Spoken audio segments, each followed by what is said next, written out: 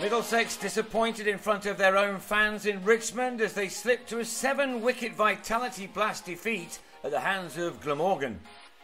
Put in, the home team was soon in trouble after losing Nick Gubbins in the second over as he failed to clear Graham Wagg off Rodri Smith, who then, 5 balls later, also did for Stevie Eskenazi, who was bowled for a duck. There was hope that Eoin Morgan could do what he so often does, but on this occasion, he also had his stumps disturbed by Smith for a single. And by the end of the 6 overs of power play, the score read 20 for 4, as Paul Stirling was another to find Smith unplayable, the Irishman gone for 8, the bowler with the remarkable figures of 4 for 2 from 3 overs. He ended with 4 for 6 to be replaced by Tim van der Houten, who with his very first delivery trapped James Franklin in front for a dozen, then repeating the dose 2 balls later to send Robbie White packing for a duck.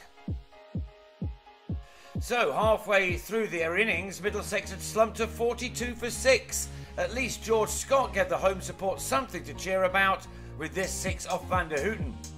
James Fuller also proved that the pitch was not an unplayable one by taking 3 fours off a Craig Macheda over. At last, Middlesex able to forge some kind of partnership, and it was a much needed one. It was ended on 40 as Scott found van der Houten off Wagg to fall for a pleasing 32. Fuller completed the 15th over by clearing the rope, Middlesex up to 86 for 7 with 5 overs of their innings remaining.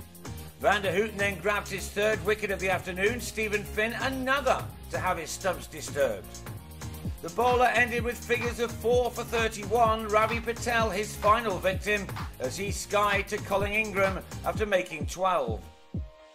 And the innings was ended with a run out of Tom Barber, Middlesex all out for 131, largely thanks to Fuller's unbeaten 46, which had been made off 30 balls. Early wickets were now required as Glamorgan responded, and Finn had Macheda held by Gubbins to just the 2nd ball of the reply.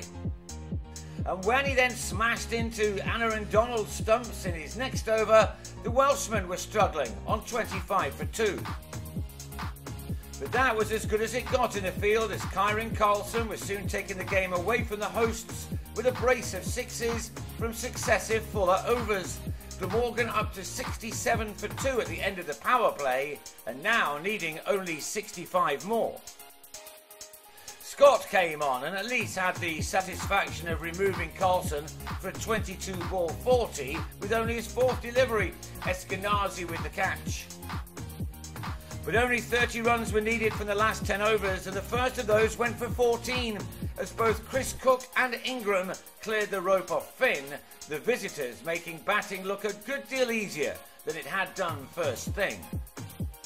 Cook raced to 25 from 13 balls as he sent Stirling into the distance twice in 2 deliveries in the 13th over. The few Welshmen in the crowd loving every minute of what was a very comprehensive win for them.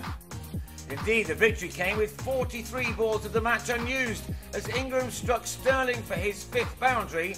He ended the match with 46 runs to his name as the visitors cantered to their target. Qualification for the knockout stages of this competition is surely over now for Middlesex as they next head to Bristol on Thursday to meet high-flying Gloucestershire.